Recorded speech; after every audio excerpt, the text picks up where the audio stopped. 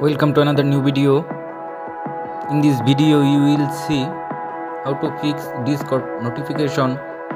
Please follow complete the process